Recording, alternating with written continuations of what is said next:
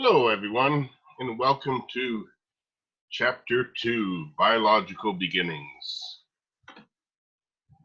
In this video, we will be covering the first half of Chapter 2 and looking at the evolutionary perspective, genetic foundations of development, and the interaction of heredity and environment correlation, the nature-nurture debate. In the next video, we'll look at prenatal development and birth. I will not be covering the postpartum period, but you should read about it on your own. So, to begin this video, let's look at the evolutionary perspective. And we will look at natural selection and adaptive behavior, as well as evolutionary psychology, and just really very briefly define those terms. One result of evolutionary psychology is shown in the graph here.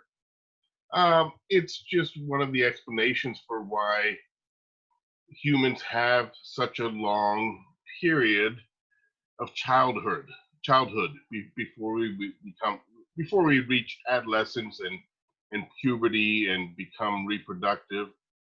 And they say that we require so long, 12, 13 years to reach puberty and become reproductive because of our large brain size. And this graph is showing how many years different species, primate species, take to reach, full reproductive ability based on their brain size. And you can see that it basically goes from the bottom left up to the top right where humans are, and that's not quite a straight line, but basically animals that have larger brains take longer to reach their puberty stage and become reproductive. We require longer years, more years to reach childbearing age because our brains take longer to develop because they're so much more complex. If we had a simple brain like the lemur, then a small simple brain, then we would become reproductive after only a couple of years of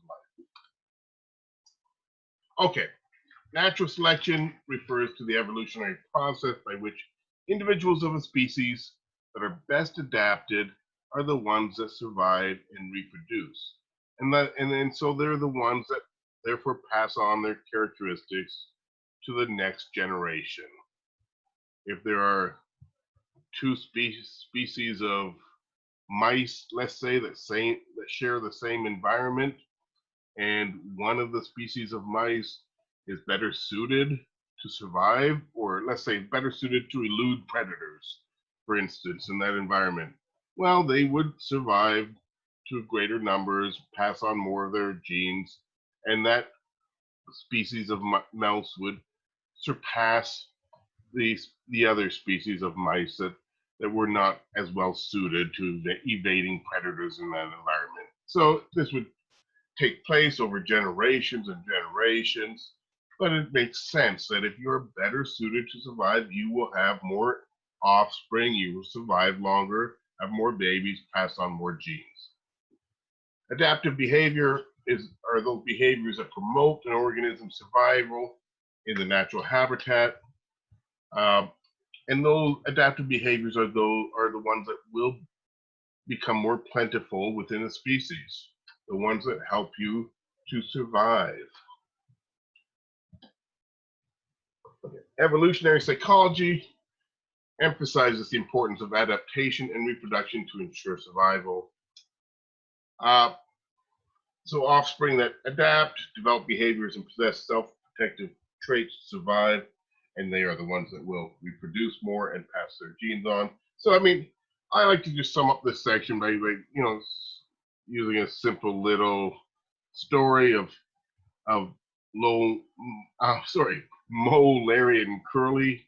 Suppose there's these three cavemen, Mo, Larry, and Curly, and Mo is the fastest of the three. He's just was born with muscles better muscles in his legs, and he can run faster. We'll say Larry is a little bit smarter than the other two, He just happened to be born with a slightly higher IQ, and so is good at better at thinking than the other two. Now, then there's Curly. He's not quite so fast. He's not quite so bright. And so one day when the three of these cavemen are out hunting, they come across a saber-toothed tiger that comes running at them. And they, this saber-toothed tiger is just way too big to fight off. And so they start running. Well, of course, I said that Mo was the fastest.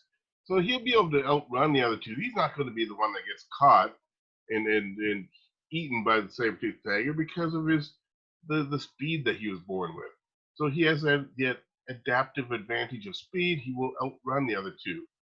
And I remember I said that Larry was the smartest of the three, and so he's going to think his way out. He knows that saber-toothed tigers can't climb trees. He's remembered this fact, and so he's able to think to himself that he should climb a tall tree to evade capture. And then here comes Curly, not quite so bright, not quite so fast, plodding along, just doing his best to run, not really thinking of an escape route. And the saber-toothed tiger, of course, is going to catch slow, dim-witted Curly. And while the saber-toothed tiger is eating slow and dim-witted Curly, what are Mo and Larry doing? They're back at their caves making little cavemen babies with their cave women wives. I mean, so they're passing their genes on, and of course, Curly cannot. So there are going to be a few more bright cavemen around, smart cavemen, a few faster cavemen around, and not quite so many slow, dim-witted ones because of survival of the fittest. And so over time, the species will improve. Okay. Genetic foundations of development. We're going to learn all we can about how genes work. We'll be covering genes and chromosomes and genetic principles. I'm going to leave chromosomal and gene-linked abnormalities to you. I will mention the page numbers later that you should be reading. So let's just do some basics on genes and how they work. Human life begins as a single cell. One single cell. This occurs, of course, after fertilization occurs, when a sperm meets an egg, and it forms into a single cell. The nucleus of each cell contains chromosomes. Every cell in the human body has a set of identical chromosomes. These are thread-like structures made up of DNA. DNA is a complex double helix module that contains our genetic code or information. Okay, so genes are the actual units of hereditary information. They're composed of DNA, and they, as it says here, they help cells to reproduce themselves. They manufacture the proteins that maintain life. Okay, let's take a look at a picture, and I'll just go over those three things once again. So here we see a cell at the top. Inside the nucleus of the cell, and this is true of all of our cells, you will find a complete set of your chromosomes. How many chromosomes would that be? Well, there would be 23 pairs or 46 chromosomes. So here we have a picture of a chromosome in the middle there, a pair of chromosomes. And the chromosomes are made up of DNA. So it's a thread-like structure. You can see if we were to unravel that chromosome, you can see it unraveling into like a thread. And remember, it was called a double helix molecule. It forms what looks like a spiral staircase. You can see blown up at the bottom there. So where do genes fit into this? Well, a gene is a segment of the DNA. So perhaps at that bottom, that part that's blown up is perhaps that's one gene, out of this long segment of DNA that makes up this chromosome. So a chromosome would have hundreds or sometimes even thousands of genes, within it. And once again, the genes and the chromosome are made up of DNA. So As far as size, chromosomes are biggest. Genes are parts of the chromosomes, so the smaller DNA is smaller yet. It makes up, it's the actual fabric that makes up the genes and the chromosomes. Each gene has its own location or designated place on a particular chromosome. We have undergone the Human Genome Project. It was a multi-year project, which was ended with a preliminary mapping of the human genome. They wanted to identify every gene that makes up a human. This project went from 1990 until 2003, 13 years. It was an international project, many different scientists around the world. It was very painstaking research, and they were able to identify basically all the genes that make up a human. They don't understand what all of them do yet. It's still going on, but they did do a mapping of human genes. Research found that genes are dependent. There are more proteins than genes. We used to believe that each gene would make one protein in the body. Proteins are made in your body. They determine things like how many hands you have and how many fingers you have and what color hair you have, and like every characteristic of humans, including the makeup of your brain. I mean, this is all based on proteins that are made in the body. So we know that we certainly have hundreds of thousands or even millions of proteins that within a human, and so we thought that we would have to have hundreds of thousands or millions of genes. The initial estimate was at least 100,000 genes. Anyways, it turns out that after the Human Genome Project, we found that we only have about 20,000 genes or so. There are different estimates. I mean, it's not an exact number, but we'll say 20,000. And it turns out that it's not true that each gene makes one protein. I mean, genes collaborate with other genes and also non-genetic factors, and this collaboration forms different proteins. So one gene may collaborate in different ways to produce, dozens of proteins, depending on which genes it collaborates with. All right. So anyways, this was one of the big surprises, that we only have 20,000 genes.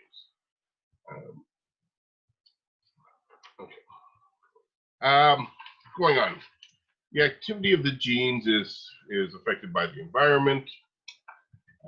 Things like stress, exercise, nutrition, temperature, and whatnot can affect how a gene expresses itself.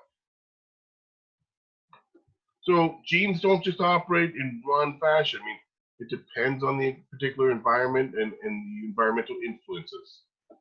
All right, so back to some basics. All the cells in the body except the sperm and the egg have 46 chromosomes and 23 pairs.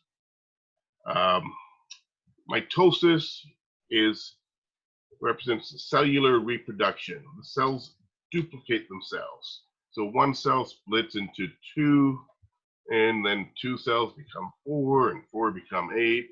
So mitosis is the reproduction of cells.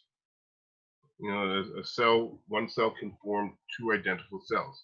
So each cell that forms will also have 23 pairs of chromosomes. So it's not like it's, divvying the chromosomes up. I mean, one cell has 23 pairs. When it becomes two cells, each of those two new cells each will have 23 pairs. They're exact duplicates of the starting cell.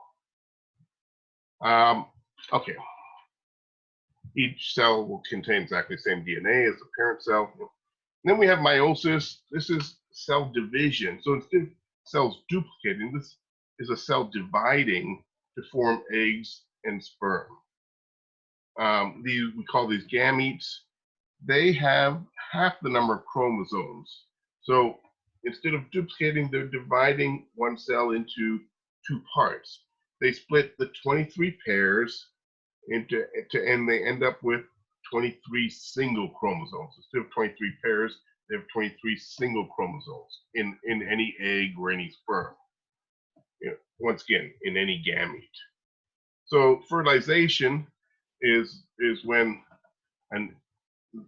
is when a sperm meets an egg. Each one has 23 single chromosomes.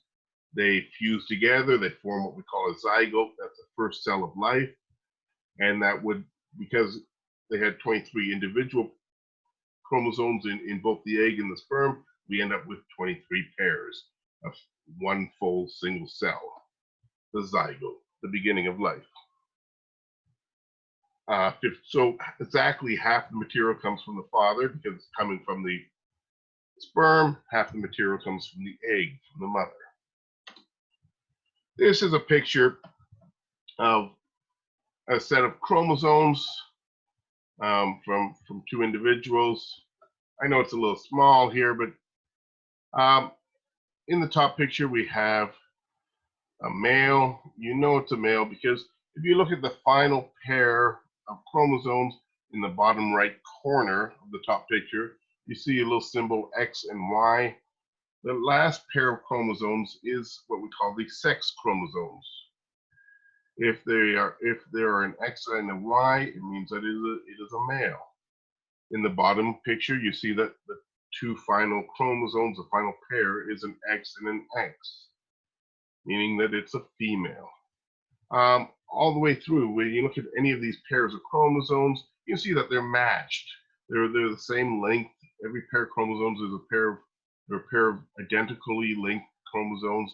They have similar features on each chromosome. So if the first, let's just say the first pair of chromosomes had, for instance, my eye color genes within the first pair. I mean, each member of the pair would have an eye color gene, and it's a combination between the two chromosomes in any pair that determine the final outcome. We'll talk about that in a moment.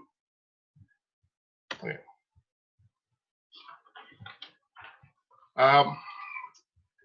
What leads to variability among our children, among the reproduction of our species, is that every zygote is a unique set of genes. Every possible zygote is a unique set of genes from the two parents. So there's a variety. Every sperm that's carrying a set of 23 individual chromosomes, that set of 23 individual chromosomes, they are unique from one sperm to another. They're all coming from the father, but each sperm's going to have a different combination of genetic material from the father. Same as every egg from the mother has a unique combination of genetic material from the mother. This happens during the meiosis process. When the eggs or the sperm are formed, when the zygotes are formed, there is a mixing of genetic material from each pair of chromosomes to produce a brand new chromosome that represents that pair. Remember, an egg or a sperm has 23 individual chromosomes, but those individual chromosomes weren't just chosen like, oh, I'll take the first of these two, the first member of the first pair of chromosomes to go into this sperm, and I'll take the second member of the chromosome to go into this other sperm. No, I mean, there's a unique combination from each pair of chromosomes, a single chromosome of genetic material coming from both of the pairs. I don't know if this makes sense, but there's an exchange of material between the pairs, and it forms a unique zygote. Okay? So all the sperm are unique, all the eggs are unique. So you can have, obviously, like billions or trillions of different combinations, and this is what makes every human unique. You don't get like two children that have exactly the same combination of genetic material, unless, of course, you get identical twins. More about that later. All right. Mutated genes. These are permanently altered segments of DNA. It can happen just by chance events. Things like mistakes by the cellular machinery, sometimes mutations are unexplained. They just seem to happen almost randomly within the body. It can be damaged from the environment. For instance, if you undergo radiation poisoning, too close to an X-ray or something like that, that can cause mutation in your genetics. So sometimes we get altered genetics, or mutated, what we call mutated genes. Once again, they believe some of them are just chance events within the body, others are caused by the environment. Two types of genes that they are studying much more closely in recent years are susceptibility genes and longevity genes. Susceptibility genes make us more vulnerable to diseases and aging. And, they make it more likely that you will die younger. And longevity genes make it more likely that you will survive longer. They give you more resilience. So they have started to identify genes that help to determine how long individuals live. Yeah. The genotype is refers to a person's specific genetic material. The phenotype is an observable, measurable characteristic of an individual, whether it's physical or psychological. So, for instance, one of my phenotypes, an observable characteristic, is that I have blue eyes. So I have the blue eye phenotype for eye color. The genotype is the genetic material that makes up that phenotype. So in order to have blue eyes, I would have to have a blue-eyed gene from my mother and a blue-eyed gene from my father. I know this because blue eyes are recessive. There's only one combination that produces them. It's having two blue-eyed recessive genes, one from each parent. So in this case, two blue-eyed genes are my genotype.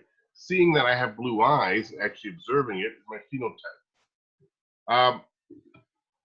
People can have the same genotype but different phenotypes, because sometimes the environment will affect the expression of the genotype. So two people may have, let's say we have two people with identical genes as far as to influence height, as in this example mentioned here. I'll just go with that one.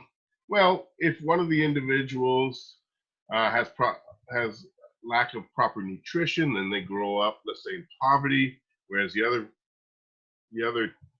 one with the similar genetic material grows up in good environment, you would end up with one being taller than the other.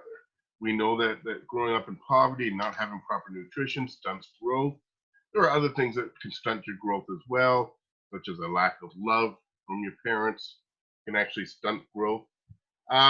Anyways, there are things in the environment, and so even though they have the same genetic material, they could end up growing to different heights. So the phenotype, the final expression of the genes, can be different depending on environmental conditions. Okay, and so I said you could have the same genotype and end up with different phenotypes, different heights in that case. You could also have exactly the same phenotypes, two observable characteristics that look identical, even though you have different genotypes. So for instance, let's say two people have exactly the same brown, let's say brown eye color. Two people with the same brownish eye color where they look exactly the same may have different genotypes. One may have a blue-eyed gene and a brown-eyed gene.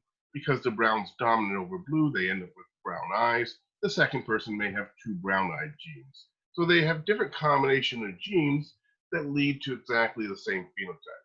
So in each case, you could have the same genotype leading to different phenotypes, or you could have different genotypes leading to the same phenotype. Yeah. Okay. Some genetic principles that determine what characteristics we end up with, what phenotypes we end up with. One is the dominant-recessive gene principle, and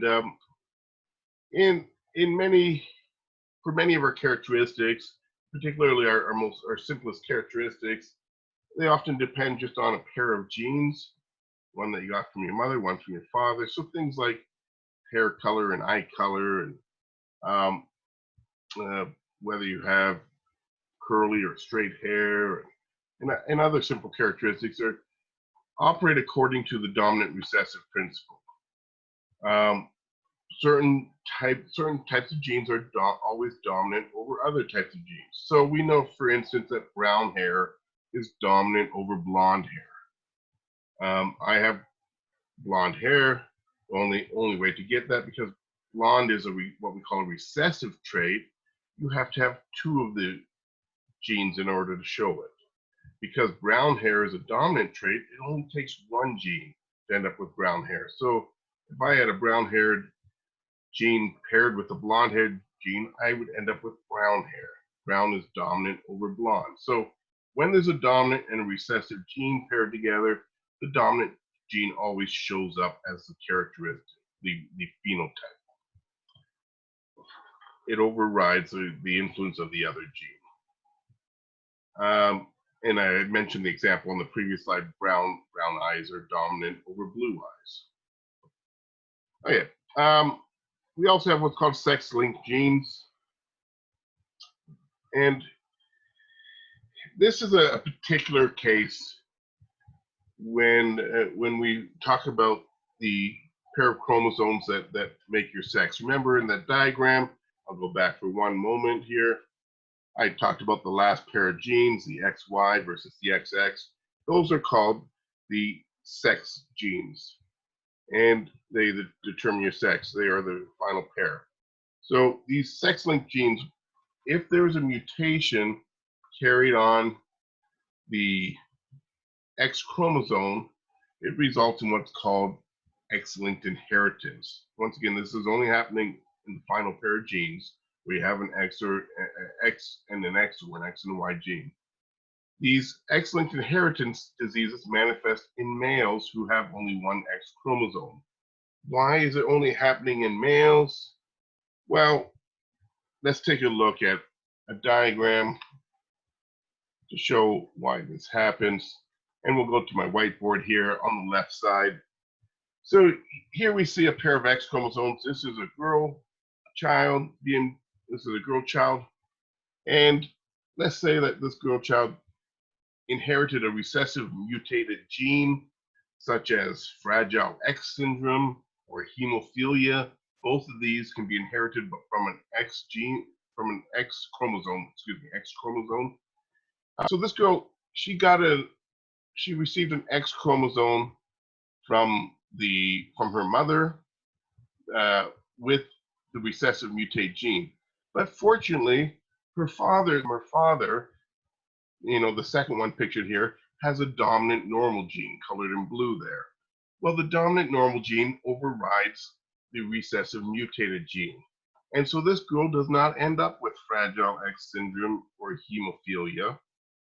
Whereas if it was a boy child and it's the same mother and she passes a recessive mutated gene to him, shown in the X chromosome on the right pair, well, remember, if you saw earlier in the diagram, the Y chromosome is quite a bit smaller than the X. It's only about a third of the size of the X chromosome, so it carries much less genetic material. So in this case, because this is a boy being born and they only have a small Y chromosome, they are missing that dominant normal gene that would show up for any of the daughters born to this couple, but not to the sons, because the sons will all have this small Y gene that doesn't carry the dominant normal gene.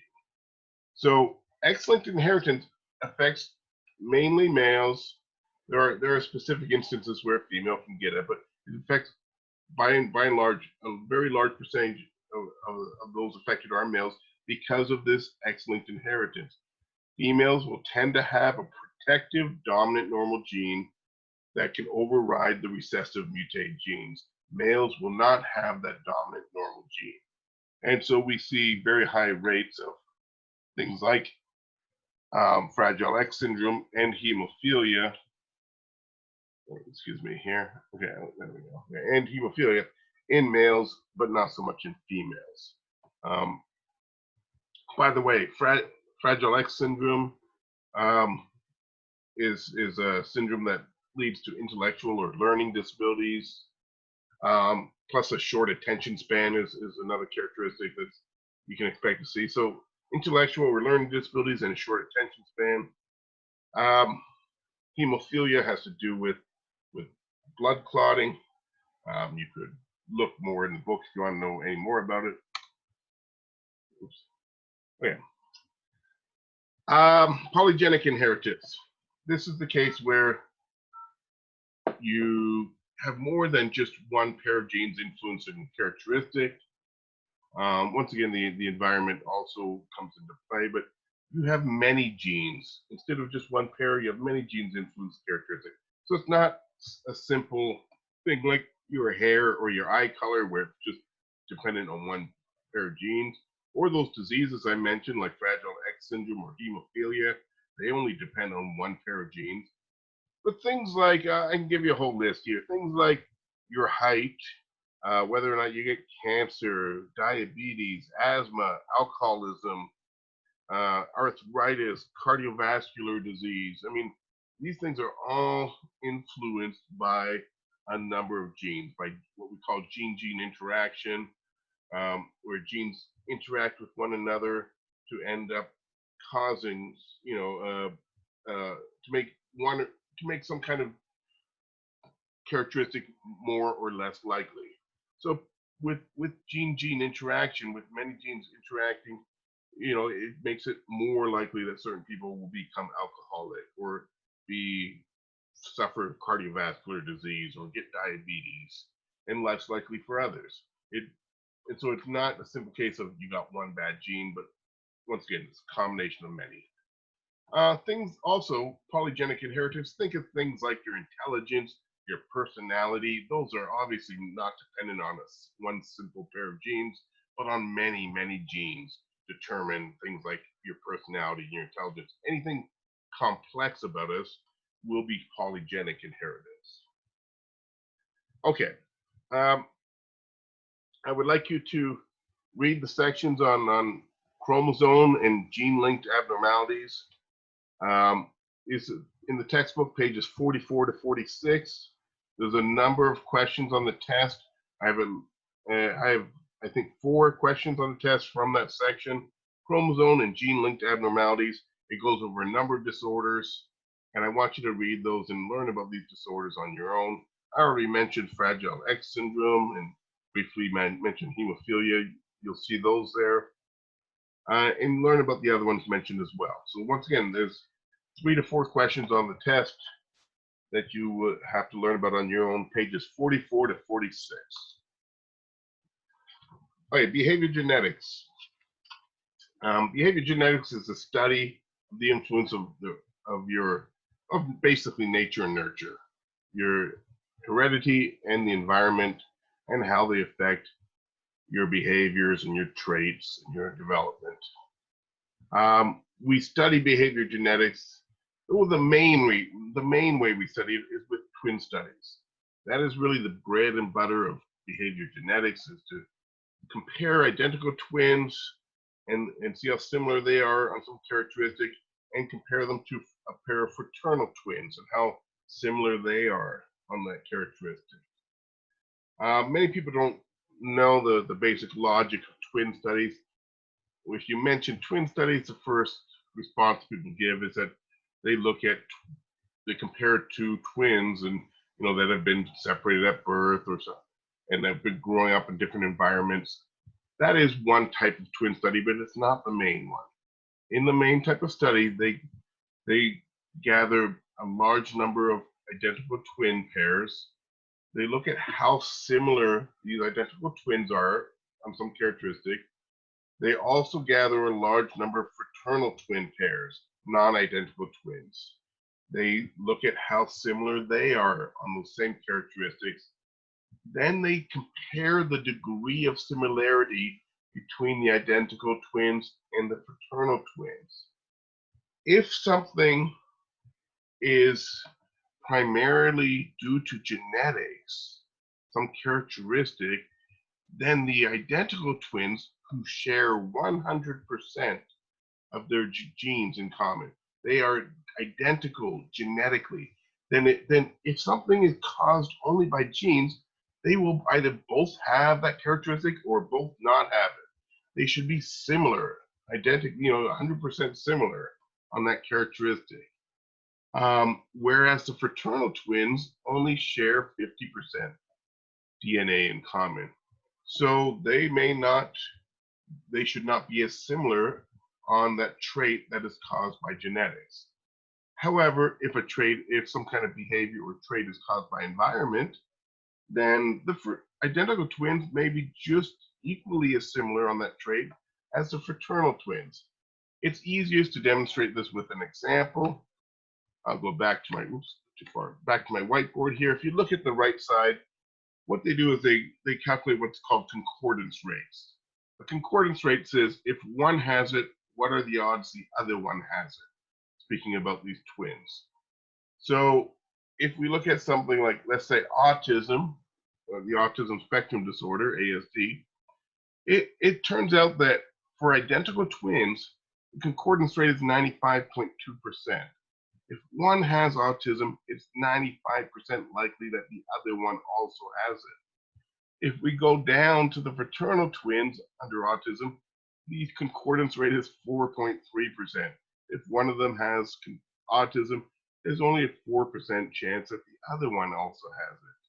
So when you see a large difference between these two numbers, as we see here, what that tells us is that autism is primarily a genetic disorder. It's not all the way to 100% for the identical twins, but it's close. And the fraternal twins, it's very unlikely that they would both have it. Okay, so when we see a large difference, that says genetics are at work, and we know that genetics are at work for autism now. If you look at the right side, secure attachment, that is, this was 3-year-olds that were being studied, 3-year-old twins, and they wanted to see, the concordance rate for if one of them was securely attached to the mother, what was the chance that the other twin was also securely attached. You can see for identical twins, it was at 70%. If one was attached, 70% likely the other one was also securely attached. For fraternal twins, it was 64%. You can see these numbers are very close. 64 and 70% are not far away. The identical twins are have a little bit higher concordance rate, a little bit more similarity between them. But when the numbers are this close, that tells us it's primarily environmental. It turns out that your genes don't determine whether you have a secure attachment with your mother. That really comes about due to the level of caretaking that she provides for you, the level of sensitive caregiving. So the identical twins are a little higher, meaning maybe there's a small genetic component, but basically environmental. This is the way twin studies get done, people. They compare the concordance rates for identical twins versus fraternal twins, and we learn if behaviors and traits are primarily genetic, as in autism, or environmental, as in secure attachment. Okay. Another type of study, I'm not going to go into it, but is the adoption study. I'll talk about briefly, but as it says here, what they do is they look at children that are adopted, they compare them to their characteristics to their biological parents and to their adoptive parents. The adoptive parents are the ones raising them.